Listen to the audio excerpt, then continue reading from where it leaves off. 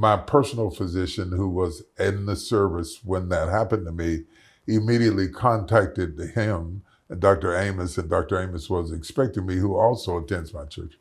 And it was a welcome face. The first face I saw when I got out of the ambulance was his. And he looked at me and said, "Don't worry about anything. You're going to be all right." And I relaxed. I just believed into it. I rested into it. And besides, I didn't really think at that point that I had had a heart attack. I thought that I was dehydrated. I thought maybe, it was some minor something, but I didn't think it was anything that serious. But Dr. Jill Wagner had let you know the severity of the situation we were dealing with, and they were fighting for my life. In fact, one person said, had I been 5 minutes later getting to the emergency room, that I probably wouldn't have made it. But this guy was on watch there. When you first heard about what had happened to me, because you've seen me preach and teach and run across the aisle and cross over pews and stand on my head and do all kinds of stuff. When you first heard about it, what went through your mind? So the physician side kicks in and we start like a computer ticking off differential diagnoses. What makes a person a faint? And there are a lot of things we talk about: syncopal episodes, something that causes a certain shock. You can have something called a vagal response. But when I talked to Dr. Wagner, my first concern was that you'd had a stroke. I was concerned that you had a stroke. And when blood flow is cut off, whether it be to the brain or to the heart, seconds matter. Right. And so in my mind, when I hear that, I flip over kind of a mental picture of an hourglass, and the sand is coming down. Right. In trauma, we call it the golden hour of trauma. I know when a bleeding patient comes in, I have a set window to stop that bleeding.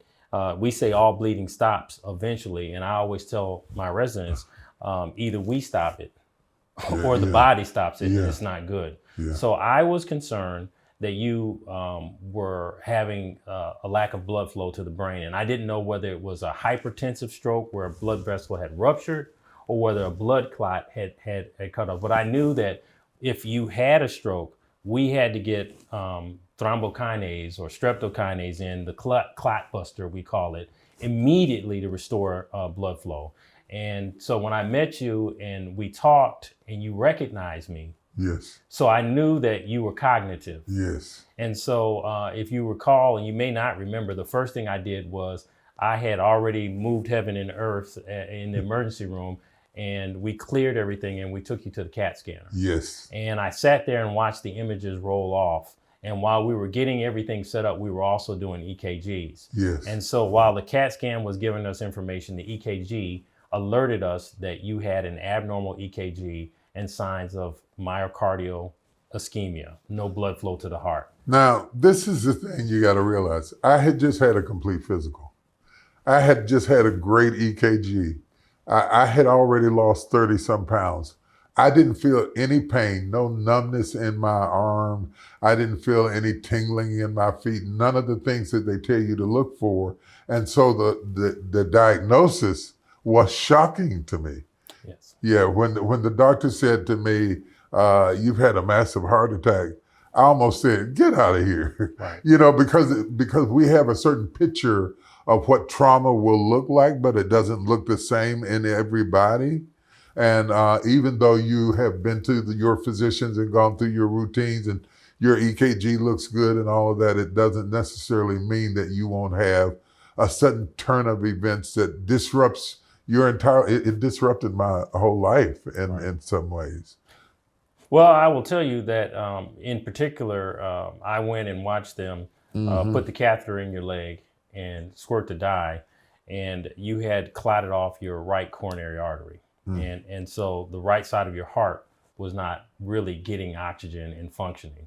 Fortunately for you, your heart was strong enough and you were still getting some blood flow. But that can be caused by a low flow state. A lot of times with heart attacks, we see blockages of the arteries. They're completely occluded and they have to go in and put a balloon in and dilate the artery and kind of reestablish flow. But with your stent being placed, you immediately, once they gave you the heparin, which we use the grandmama say thin the blood. Once you got the bolus of heparin and they started shooting the x-rays, I watched as your heart, the right heart coronary vessel opened up.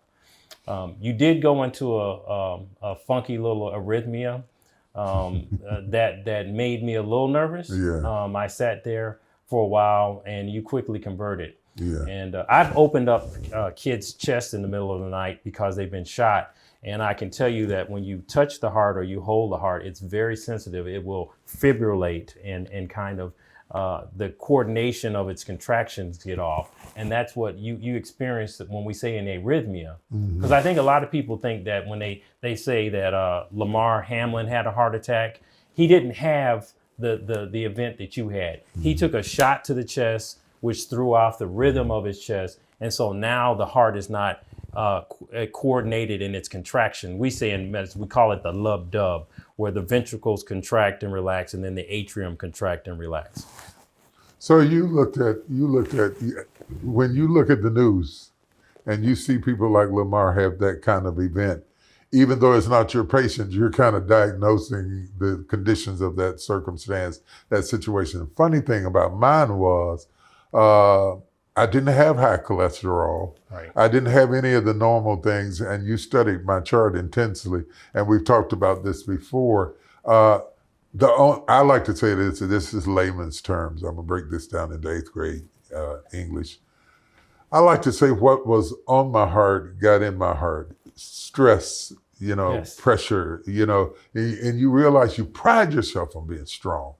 You pride yourself on being relentless. You pride yourself on how much stress you can ingest and keep on going. Sure. But you don't realize that the body keeps score. It does. Yeah. And sooner or later, the body is gonna, what's on your heart ends up in your heart. And that now you can't ignore it. And it's not about being strong anymore. You talked to me a little bit about the normal old way of handling a patient like me coming in, breaking through the rib cage, taking out the heart, doing all of that. But because of modern technology, I didn't have any stitches. They didn't break my rib cage. They didn't take my heart out. None of that happened. They went in through my wrist, and I literally left the hospital with a Band-Aid you could have got at Walgreens or somewhere over the entrance point of where they went in. The thing that was amazing to me about you is that you stood over top of the doctor who was doing the procedure. The technology advanced to the point that I didn't have to go through what my father would have had to go through. Sure.